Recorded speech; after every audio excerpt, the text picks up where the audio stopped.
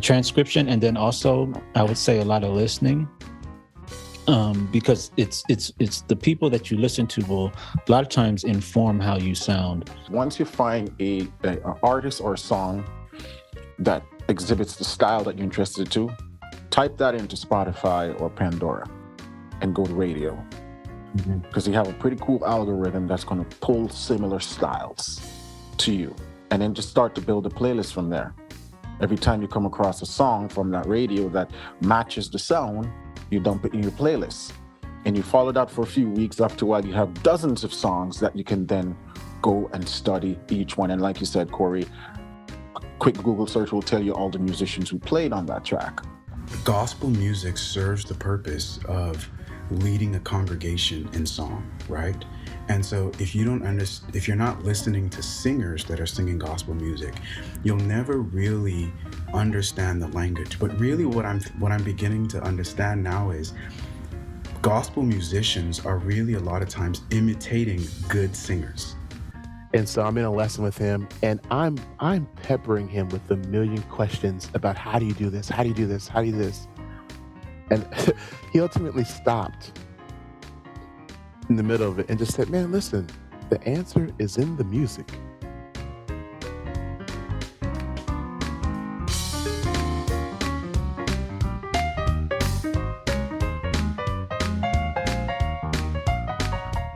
All right, I got one last question for y'all before we wrap up.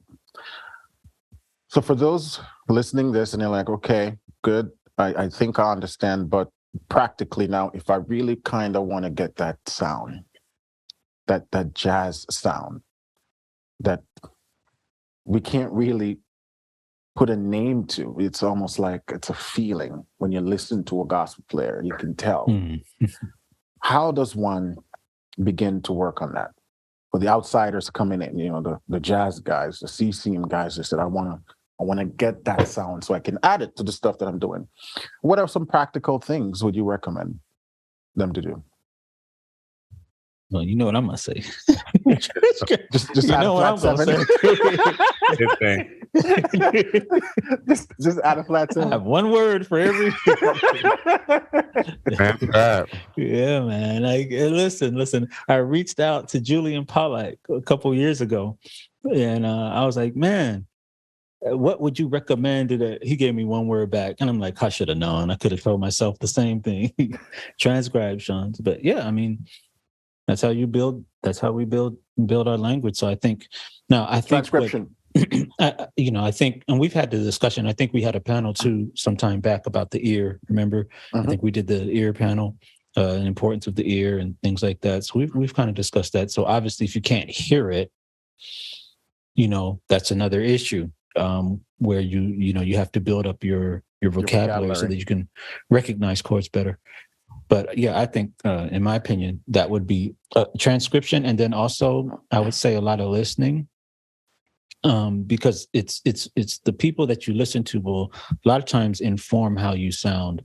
So if you really love this sound, you'll find your own sound kind of going towards that, especially if you listen to it a lot. So I recommend that people do a lot of listening, because the person that you listen to, all of a sudden that kind of, in terms of your feel, I'm talking, like your feel will sound like the thing that you most admire a lot of times. And so, if you want to stop playing the way that you're currently playing, put it in a playlist, right? and start listening to some of those people. And then, look at the programs between the four of us, we got enough information for people to really just kind of get the language. Yeah, and just get the language down, but in terms of the feel and all of that, I think it comes just by, putting your favorite people and just kind of listening to them and say, you know what, that's the sound I want.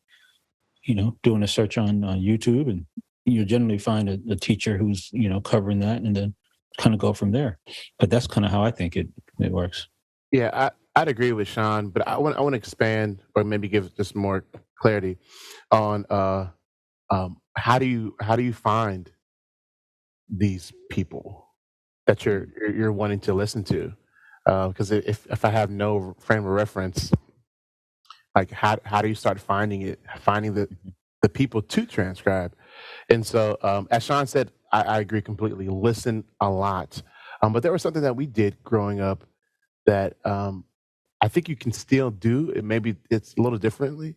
Like if I heard a record or album, I would go buy the album, and then I would go to the liner notes and find out who played the record, and then I would find every record he played or she played, and then I would go um, and see by following them, then I'm going to be, it's like a puzzle. I'm going to find another musician that's similar to them, but different. And you start seeing the family trees. Yeah. Like everybody knows Kevin Bond, Right. or everybody knows Mike Burrell, but Mike Burrell, in essence, is a descendant stylistically from Kevin Bond, or a lot of people are now.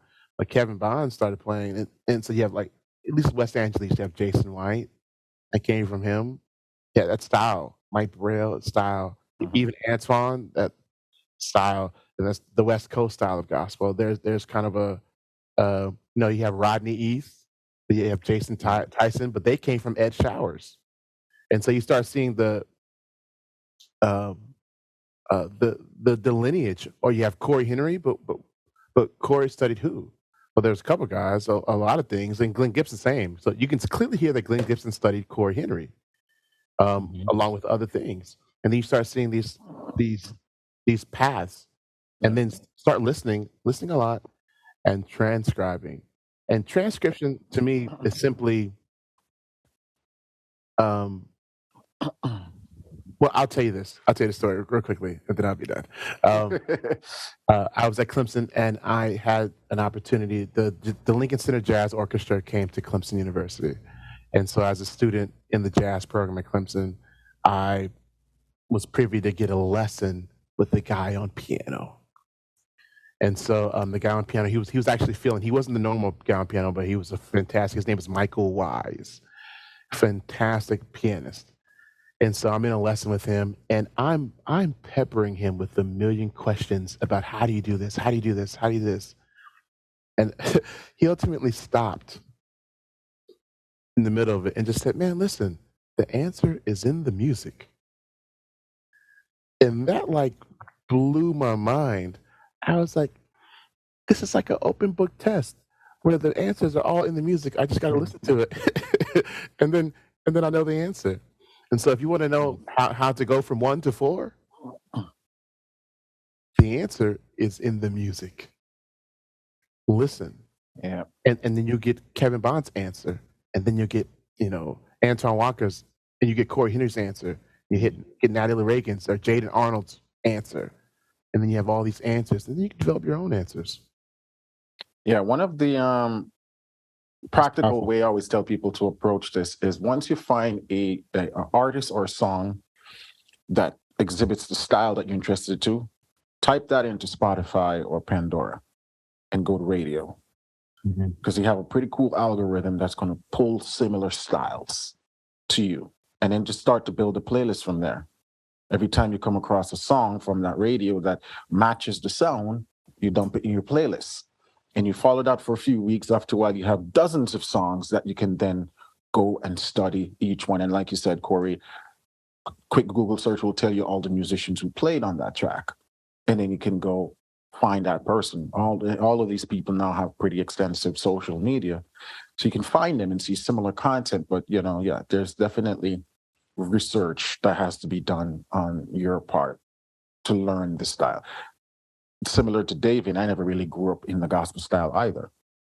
So when I got interested in this, I realized I had to submerge myself in just listening to hours and hours and dozens of songs to find out what is that unnameable thing that makes this style the style.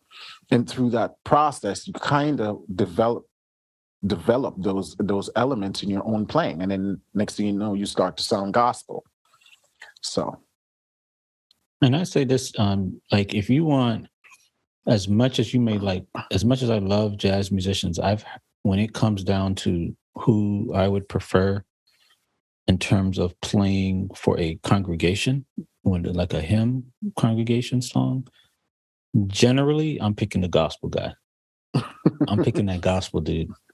Because he's gonna, your jazz musician, no, and again, nothing against any jazz musician at all, okay? Because they're going to have there's a harmonic language that's just going to oftentimes just go right over the audience's head anyway. They ain't going to stand. But that gospel musician will have something with the feel and with the way that they're able to control a certain finesse. That finesse of the song. A good gospel musician, you pick a good gospel musician who understands the passing chords, who understands placement, who understands that. And I pick them 100% every time to play something like leading a hymn for a congregation, something like that. So yeah, I think definitely that there's, back to your original question, Warren, that there's definitely room for gospel for our genre. And I don't think it's ever going to go completely away. Any last minute thoughts, David? Yeah. How do you engage with gospel? I think something that has been helpful for me, and it's actually like, why did I discover this when I was younger? But listening to more singers. I feel like Sean mentioned this earlier, but it has to do with music always serves a purpose. And so if you try to learn music outside of that purpose, you never really understand the music well enough. And so gospel music serves the purpose of leading a congregation in song, right? And so if you're not listening to singers that are singing gospel music, you'll never really understand the language. But really what I'm beginning to understand now is gospel musicians are really a lot of times imitating good singers. And so that to become a good gospel musician, you need to be listening to good gospel singers. And I think that's going to help you in your journey. Something else I did early on was I took one song, and the song was As the Deer. And I learned this when I was like maybe 9 or 10. And As the Deer has always been the song that whenever I learn one new concept, I need to figure out how do I apply it to As the Deer, right? And so As the Deer, I can play that 47 different ways, probably every concept that I've ever learned, I can apply to As the Deer. That's good. And that allows me to see, okay, now I see how I can put it in this song. Now I see how I can put it in this song. Okay. So I think that'll be really helpful for you, because trying to come to gospel music is not like coming to other genres. Other genres, what they're better at is better systems for how you enter the genre, right? Like Sean said, we get thrown in, man. Like there was no system for us, you know? Yeah. And many times, and I don't know about you guys, but many gospel piano players are drummers like myself, that the piano was there and nobody was there to play it. So like we just got thrown on the keyboard. So like rhythm was automatically already ingrained in us. And that's something else I've been thinking about. If you want to be a good gospel piano player, you need to think a lot about rhythm. It's essential to being a good gospel piano player. Anyway. Well, that was good, man. That was good. That was good. Amazing. Yeah. Well, I think we could conclude here with the decision that gospel music is safe for the future. We don't have to worry too much about it. It's safe. It's still going to have a very intricate place in all the music to come with CCM.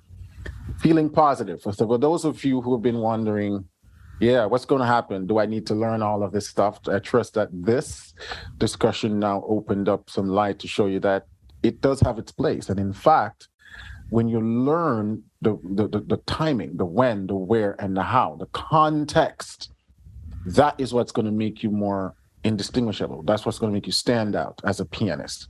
It's not just about learning a bunch of passing chords and all these cool concepts, but we have to start thinking more about context. And the way you learn about context is through listening to hear how other people have done it, listening to your audience, your church. Because I've taken the most CCM-esque song and I've showed people, this is how you can use a major 7 sharp 11th, and you're like, yo, that's wild. And I'm like, look, it's a major 7 sharp 11th, but it's also diatonic when you play that 4 chord as a major 7 sharp.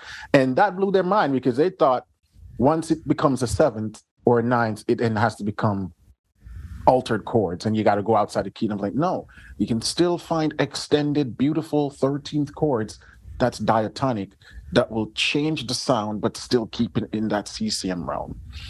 So this was good. This was good. You know, I'm going to wrap up here, let these guys go. But I want to thank Corey Taylor, skilled musician, Sean Wilson from Sean Wilson's Piano, and David Hutchinson from Play Creatively, and also Worship Leader Hangout. So you can go check out these guys on their various channels. They all have something to offer outside of what I teach. So thank you guys for joining me here today. And, you know, I hope to do this again sometime soon.